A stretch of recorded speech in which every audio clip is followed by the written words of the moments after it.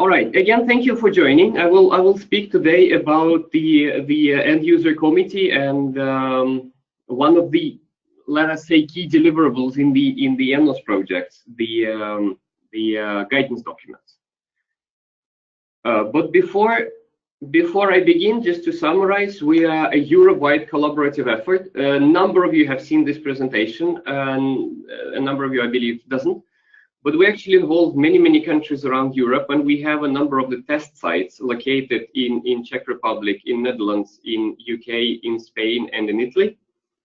And you can always visit our website or contact us in case you need more information.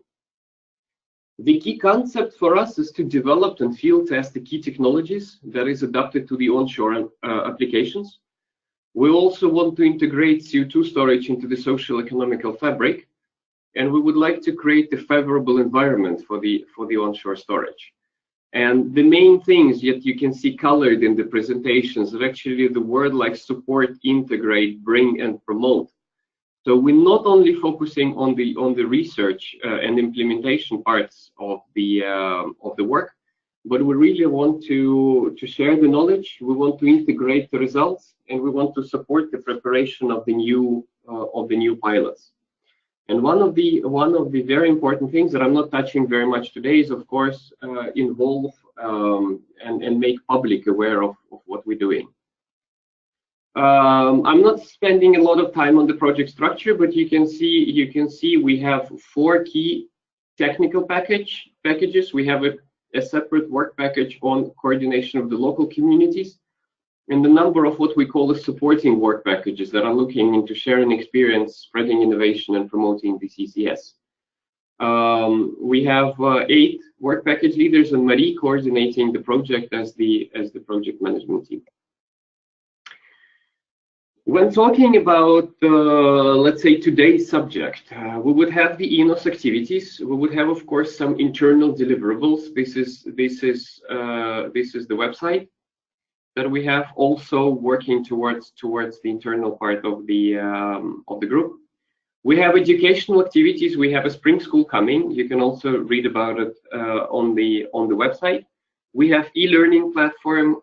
We will have the workshops. One of those would be organized during the open forum that is coming in late April in Venice. I'm talking about CO2 GeoNet open forum.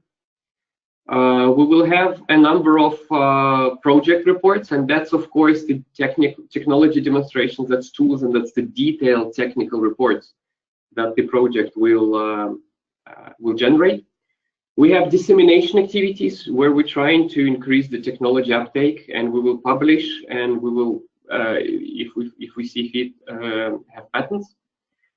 But the key thing is that if we look on this is very specific deliverables. They would have a lot of technical information, a lot of detail, which essentially means that they're not necessarily easy to understand, use, and comprehend by those outside of the research and engineering community. Even for those of you who work also in the research institutes, if there's a subject that you haven't been working with for a while, getting into details of the technical reports is typically complicated. So to address that, we would like to generate a best practice document, and this is the documents that should be fit for purpose. That's the documents that should address the particular audience. And that's the documents that should provide a short summary of the key findings, and also it is a key element in the exploitation of the ENOS results. So we would like those best practices for the onshore storage in Europe to be interactively tailored. We don't want to come with a set of documents to the outer world and say, okay, this is what we have done, please use it. But we would rather have a communication with the end users throughout the generation. So we would have the ENOS to generate the results. We also have an end user committee, and a number of you are the members of the end user committee. Those of you who are not are very welcome to join. And we would like the end user committee to provide us the feedback throughout the project time. That essentially means that like today, we would like to arrange the meetings, and we would like to hear back from you. What do you think is important? how these best practices and guidance documents should be formed. What are the main topics that we should address, so that we can tailor those outcomes. And then, of course, it's a communication through the work package 7, through the dissemination group, back to the ENOS project team on how this document need to be created. So again, there's four groups that we're essentially trying to address. That's the R&D community. That's the people who would continue working with research and development in the CCS area. What would they like, or what would you like as members of R&D communities to be in these best practices guidance documents? What is important for authorities to have in those? What is important for the industry? What's important for the NGOs and public? What sort of language? How do we put it all together? That's basically the discussion that we're looking at. So for the end user committee, it's a little bit of a busy slide because the presentation was designed to be sort of self-explanatory. So I'm not going to spend a lot more time on that. But we would create again the best practice documents on our research findings.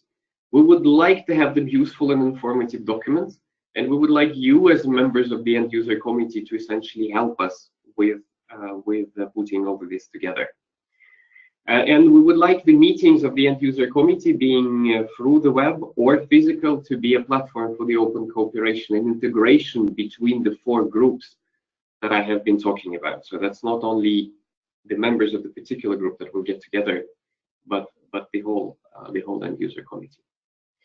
So what we would like to ask from the end user committee members is to provide input and the feedback. So you can provide the feedback today, and as the input, we again kindly ask you to fill in the form that we have on the web. We would provide the meetings on the annual basis, and we will have the opportunity to join by video or phone. The video conferences will hopefully work. Today I had a little bit of the technical issues, but I hope that we will be able to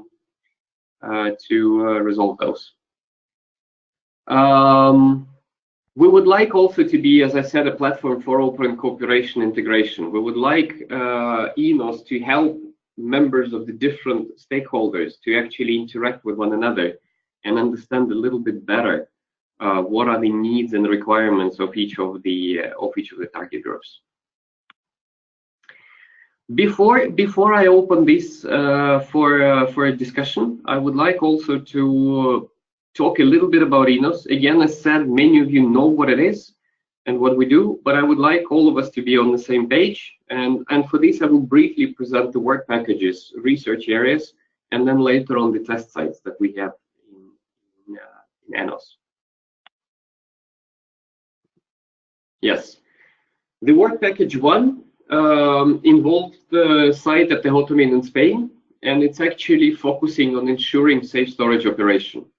So the key activity there is to demonstrate the injection strategy, to validate the methodologies, to use the microseismic monitoring network, validate the tools and methods, develop integration of different monitoring data, and also develop an integrated risk management workflow. So the work package 1 would define the technical guidelines for the CO2 storage operation through cooperation with the rest of the ENOS consortium, and of course also with you and as the end user group. Work package 2, it involves 3 different sites in Spain, UK, and in Italy. And the concept there is to further investigate potentialities of the next generation high resolution reservoir modeling tools, to look on the reliability and quantify it of the storage capacities, and lower characterization costs. So here, in terms of the end user committee, the key, or the best practices, the key outcome would be guidelines on the storage capacity estimates and the cost-effective site characterization.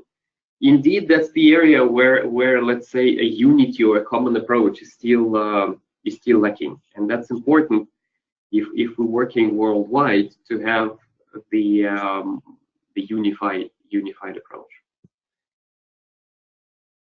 The next slide is the work package 3 that is actually focusing around the leakage risks for protection of environment and groundwater.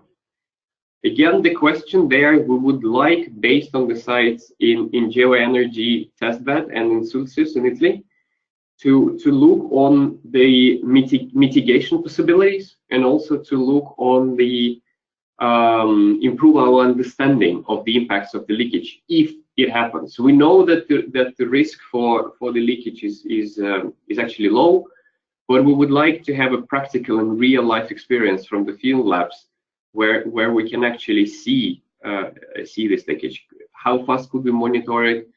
How do we understand it properly? And we want to produce those best practice guidelines for the monitoring program that can help monitor the site, and that can help to make the leakage safe, the site safe, and to monitor that there is no leakage happening.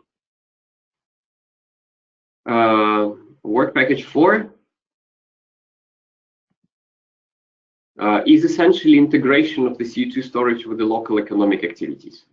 So what we want to do there, and what we focus based on the sites in the Czech Republic and in Netherlands, where one is acting as a buffering solution, and another one is a possibility for integrating storage with enhanced oil recovery, is to actually create incentive for the CCS, to create the new jobs, and to create the business case around the activity. In this case, we're hoping to come up with the guidelines that will tell how the CCS could be integrated into the local communities. Work package 5 is actually focusing closely on integration and work with the local population. So here the question is finding, the tasks are finding the solutions together. So we don't want to come to the local population with already produced documents and a ready solution and says, here it is, now let's discuss how you can accept it, but really work with them. We would like to listen to all the points of view. We would like to have a tool for providing information to the public, and we would also like to look through the technical challenges and identify what are the good conditions for the onshore storage, and how do we work together with the local population to understand first of all, and only then to accept it. Work package 6 is essentially sharing experience worldwide and seeding storage pilot projects in Europe.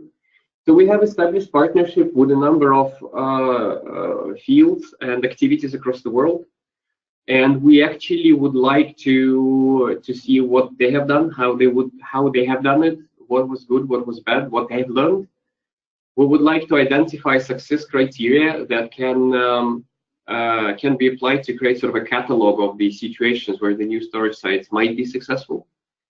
And we also would like to pave the way for the new pilot sites. That essentially means that we have a program running where we're trying to see where are the storage opportunities across Europe, and how we can help them dwell. And we also would like to prepare a roadmap for upscaling the identified synergies of CO2 storage with the CO2 utilization. So VP6 is basically preparing for the more pilots and the storage sites to come. VP7 is the work package that I'm leading, that is basically looking into spreading innovation both within the ENOS project across the work packages, which I'm again not touching today, but also looking on the external part, where we're looking on the news and updates, when we're looking on creating the best practices. That's what we're talking about today. On newsletters that you also see on our website, and also on the publications and patents that the project can produce. VP8 finally is promoting CCS through education and training. So there's a lot of activities. There is a joint master program that is started. We have e-learning, we have spring schools, we have workshops, and you can follow. I'm not touching much upon these activities today, but you can follow up on our website and see the activities and the webinars and the courses and the schools that we're planning. So finally is a short presentation of our test sites. I have mentioned a number of them. We have a site in the Czech Republic, that we have been working together in the previous projects, together with the CGS and other partners in Czechia. So it's a depleted hydrocarbon field, and we would like again to continue working on assessment of the leakage risks, and we're developing the scenarios for the CO2 driven CO2 EOR integrated with storage. And we would also like to look on the regional CO2 EOR potential in the Vienna Basin. This site is relatively small, but it's representative of the Vienna Basin and its location in the middle of Europe that makes it very interesting. The picture you see is actually the visit from IRIS that we have to the site last year. The second on the list is the UK Geoenergy Testbed. That's a research facility initiated by the British Geological Survey and the University of Nottingham. This site itself represents an investment to support the new and emerging geoenergy sectors for critical for sustainable energy future, and it includes the grant from the UK government. That's outside of the ENOS project. The GTB as such, it will provide a national facility for future research. It is hoped to catalyze collaboration with UK and overseas institutions. That's what it already does through ENOS, and then enable development and testing of the innovative monitoring technologies, improve understanding of impact, and also provide a ground for advancing the simulation software. In ENOS, the GTB is used to advance the monitoring technologies and also look on the detection of the fluid migration in the shallow subsurface leakage situation. So again, this is focusing on making sure that that we know and understand how should we monitor the leakage and how we ensure safe storage. Holtamin is the developed and acting CCS storage test site pilot site in Europe. It's onshore injection site, unique in the EU and recognized by the European Parliament as a key test facility. It's a deep saline aquifer comprised of the fractured carbonates in low porous matrix permeability. It has injection and observation wells. It has well monitoring. It has all the facilities in place that again were developed outside of the ENOS and is used in the project in different work packages. Q16 Maas in Netherlands is a site that should support the CO2 buffering concept, where basically the plan is to it's a condensate-rich gas field in Triassic sandstone reservoir. Production has started in 2014, and hence the recovery and storage would work from 19 to 22, and then from 22 onwards it would be used as a seasonal buffering, basically meaning that when there is an excess of the CO2 produced and not required by the greenhouse gases as a greenhouse gas in the production of the vegetables, then it can be stored. And when CO2 is needed, then it can be back produced and used in the greenhouses. Sulcis Fault Lab in Italy. It's actually the test site will study the gas migration processes in faults, and we would like to understand the migration there in unlikely case of the CO2 leakage. So again, focus is a better understanding, more robust groundwater monitoring strategy. The infrastructure itself, similar to the other storage sites, is funded by the national funds outside of the ENOS project. The infrastructure will have one observation and one inclined injection well, 9 monitoring wells in the CO2 storage system and gas injection control. So there is a baseline data available, and the experiment is now planned, injecting the small volume of the CO2 near a fault to reproduce the CO2 leakage. Although again, I said it many times, we do believe that it's unlikely, but we need to make sure that we have a safe and reliable monitoring methods. So this is essentially what I wanted to present today.